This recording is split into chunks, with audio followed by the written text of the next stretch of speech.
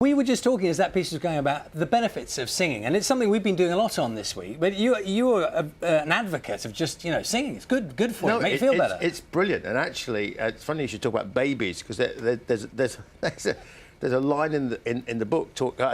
There's a chapter about vocal technique and about how it all works, the voice works and things, just on a mechanical basis. And I sort of make the point that you can learn an awful lot from babies. I mean, the racket that comes out of that tiny little thing, and it goes on forever. They don't lose their voice, do they? Oh, you mean sort of almost like breathing techniques? No, absolutely. Babies have got no fear of just letting rip, with all their diaphragm and everything. And they've got these tiny little lungs.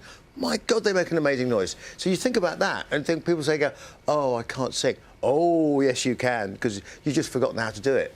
Yeah, it's being brave enough to do it as well, isn't it? We try to control ourselves. Should we give you... What are you laughing at? As you're saying about letting it go. There you I'm go. looking at that picture behind there. There's a fellow. That's me at the dentist, actually. So who's going look down here. What's going on down there? It was a while ago, but you're still in fine song, fine fettle. Yeah, I mean, we just sold out basically a UK tour for next year. And we've just done a sold-out UK tour for this last year, and we're doing. So we're still extremely busy. We're still doing sort of like 20,000 people and 30,000 people in London and everything. So you're still rocking, you're still rolling. Oh, very much so. Yeah. So why bring a book out now about your experiences in your life? Yeah. Well, people have been on me for like 10, 15 years about, oh, you should do a book, and I was thinking, well, yeah, but I did a couple of fictional books a few years back, so I know exactly what's involved. It's just an awful lot of writing, and it just takes a lot of time. I didn't want to use a ghostwriter because I just didn't. So, but the other thing is I'm a terrible two-fingered typist, so I had to write the whole thing longhand on actual A4 pad, whatever. So the thing that focused my mind sharply was being diagnosed with throat cancer. So. Which was a bit of a blow, being a singer, obviously. And that was nearly 3 years ago now. And obviously, I got better. Thank you, Dr. Siptain, if he's watching. Did an amazing job getting rid of it. And so I thought, well, that's a pretty good reset button for the rest of your life. Getting clear of 10 months sort of in hiatus, thinking, oh, I don't know if it's all going to work, singing-wise. And then simultaneously starting to learn to fly a 747 to go and fly the band around on a 72-date world tour. I thought, but yeah, no, I had a job because not being John Travolta, I couldn't afford to buy my own airliner. And so I really got quite deeply into flying and loving airplanes and stuff. And I thought, well, how do I get to fly, a big jet? And I thought, well, I have to get a job. So I was putting out my CV to people. It didn't say anything about Iron Maiden on it. And you left that to just I left one that side. At the end. Anyway, I got offered a job with an airline, which sadly only lasted a few months. But I actually did my training with British Airways. So I was actually flying passengers on British Airways planes in the year 2000. So just to be clear, so you were were you saying this is Captain Dickinson? Well, I wasn't captain then, but yeah. Yeah, so that you were doing all the announcement, all that stuff? Yeah, but the thing is, one of the things about being a pilot is you sort of sit in the cabin in the back and you look around and people are going, oh, there's weather, a slight crosswind, but it's in charge of the cabin, and everybody's going, what did you say? What? So nobody pays any attention.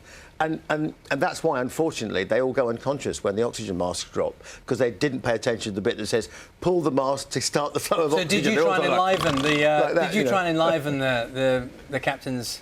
You didn't sing. Did you ever sing? What? On a plane? On a plane? Yeah. No, but I was once doing a Lourdes flight where we were flying pilgrims to Lourdes and everything. And I was actually in the toilet and somebody started singing. On the PA, and I was actually having on the loo, and I thought, who's that? Who's singing on my aeroplane, And we were just coming back from Lourdes to Dublin, and I sort of went, opened the toilet door, looked out, and there was the vicar, doing Hail Marys and leading sort of like hymn singing on the PA. Oh. Well, I suppose that's quite nice, isn't it? Well, it was. Maybe not what you're expecting. It's part of the deal. So I looked out and I went, oh, hi. And he looked at me and went, Oh, yeah. I went, oh, well, we're protected then, you know. So you have some amazing stories on planes. I mean, the title of the book is "What Does This Button Do?" Yes. Taken from probably the most common question someone says when they visit the cockpit. They'll walk into a cockpit and there's all these buttons. Actually, most of them are just fuses. They're just circuit breakers, you know, but they look very impressive. And people go, oh, what does that button do then? You know, and hopefully you're supposed to know, but I really would hope you'd know. Yes, yeah. But it's. I just thought, well, it's a great metaphor for my life because it's just endless childlike curiosity. You start with this remarkable story of being on a plane asking for Russian airspace. Oh, with Michael Heseltine on board. Yes. When they threatened to shoot us down, yeah. Okay. Go on, you better just explain. What are the circumstances you're flying? What's the flight? Well, we were a charter airline, so the airline I worked for, we had 11 airplanes, and anyway, one day I turn up to work. I'm the first officer, not the skipper. So I'm the first officer. I turn up, and there's a 200-seat airliner, 757, going to Murmansk in Russia, which at the time was the headquarters of the Soviet Northern Fleet, you know, as any schoolboy know. And there's like 20 people on it. Michael Heseltine, Max Hastings, various other worthies, and lots of people all called John Smith with like big bulges here, you know, like, you know, security close personal security. So we go there, and I said to the guy, I said, why are we going to Murmansk with like no people? And the guy goes, fishing expedition. I went, fishing expedition? What, special fishing? Murmansk? He goes, yeah. I said, what, very big fish? He went, very big fish, you know. So I went, oh, you know. You're asking too many questions. Yeah. So have to kill me. So anyway, go off to Murmansk and we circle over the top. They won't let us land and they won't tell us why. And after 2 hours of going round in circles and us getting back to our operation saying, why won't they let us land? They said, we're talking to the Russian embassy in Moscow via the British embassy, and yes, it's all going to be OK. Then they said, unless you go away, we'll shoot you down. We went, oh, that's clear then. So we dropped them back in Finland. I emptied the bars in 2 bin liners, and they went on this very smoky, rather dodgy-looking coach and headed off towards the Russian border. So I just said, look, here's the contents of the airplane bar. You may need this, you know. Off they went, you know. Well, you have had a fascinating life. And I'm still, as you're telling that story, I'm sort of looking at that man there and, you know, it's an interesting life you've led. This button does do wonderful things, it's you know. It's a tale worth telling. Somebody said, you know, what's the book about? And I said, it's actually a celebration of life. It's not a score settling. It's not like trying to be nasty and petty and all that sort of reality sort of nonsense stuff. It's uplifting, you know, life is brilliant. And also, you know? the title, I just love it because it's the kind of thing I literally ask that question every day about this stuff. I'm just like, what does that? What does that one there do? The thing that you do, please don't touch that. What's that? I don't know. Is that the problem? It touches the thing. This is mine.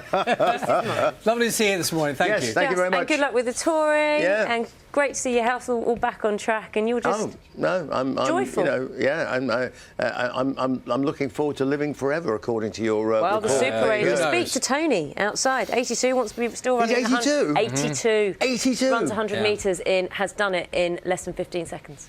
I couldn't do that when I was 15. Bruce Dickinson's book is called What Does This Button Do? Very good. Thank you.